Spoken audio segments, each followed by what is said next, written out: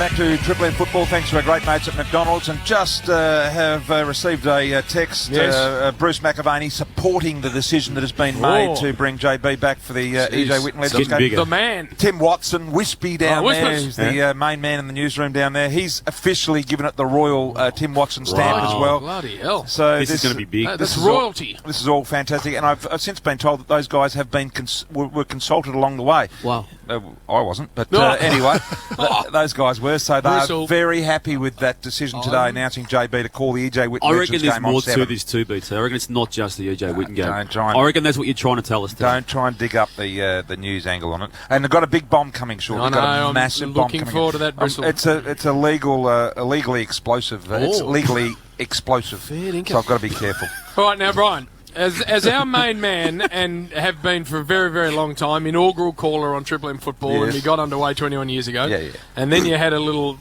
off-Broadway patch where you decided to go over to the AM man, but then you've come back and went over there to straighten up a bit. Completely dominated since you've been back to the point where, Damo, it's not just... Brian's not just a local operator. No. He's global. Yep. Cool Breeze. International Cool Breeze. That gentleman from somewhere in the States, Florida, I think he was, had latched onto Brian and said that his voice reminds me of an international Cool Breeze.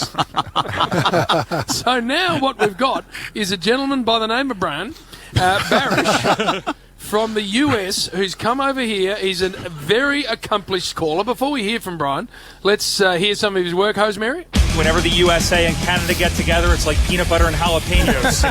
Dave Grisiak is stronger than a garlic milkshake, and boy, did he put on a tackle. Marked defensively by Fisher, and the USA will try and shake the Etch-a-Sketch and drop something new, Steve. Danich is going to send that one for goal. Gee, that looks pretty good. Yes, sir! Wilson kept the ball in play, centering ball, throws it in front, ball game! My God, that kick was uglier than my 10th grade Spanish teacher. It's a twister, it's a twister. Brian Barish is with us now. Hello, Brian. Hello, JB. How are you? Well, not as good as you, mate. And this is amazing because the US, correct me if I'm wrong, is a much more conservative environment for calling, much more straight, and yet you're going about this beautifully. Yes, well, I've spent the last 20 years listening to you guys, to you and to you and to Rex Hunt as well. Yes, the legend. I used to love when the two of you were together because it was basically the same person. Not bad, but Brian's your man. How are you, Brian? I'm all right, Brian. How are you? All right, Brian? Yeah. Things going okay, Brian? I'm all right, Brian. How are you, Brian? Very, very good. Yeah. Well, you're out here for the international series, Brian, of course, and Papua New Guinea, just in front of our own eyes here, have just won the World Championship. Yep. Yes, New Zealand by a point. Yeah, by a point. Yeah, we was expecting a very good game, and actually, not surprised at all. I thought it was going to go down the golden point. The U.S. boys will probably be a little mad at that because they did the double deed on them because they knocked them out.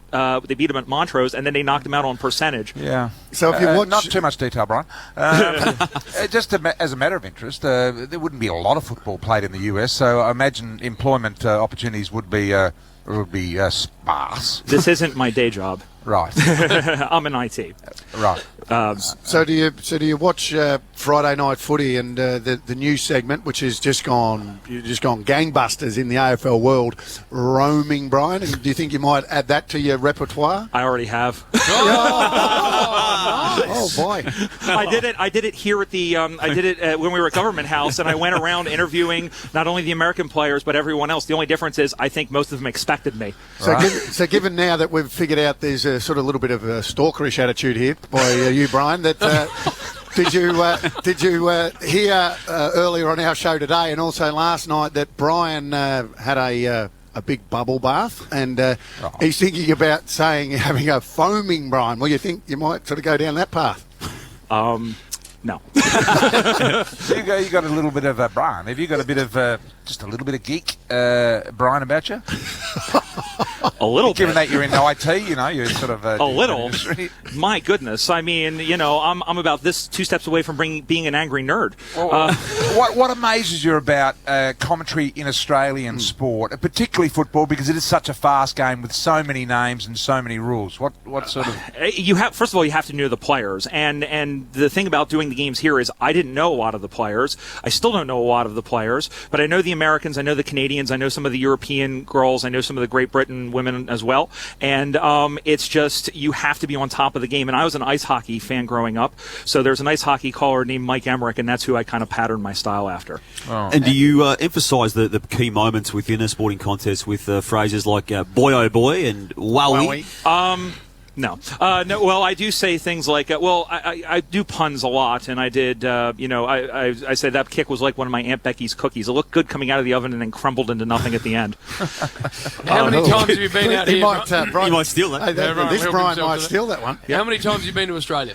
Well, this is my very first time. Yep. And have you seen an AFL game before the one today? Yes, I've been to 4. In fact, I was here at the G back in 2 weeks ago when they had the Parade of Nations. My very first exposure to the G was coming out that tunnel right there and walking around with all the teams and giving the kids high fives. And the only other time I've then been that wobbly-kneed was on my wedding day. Wow.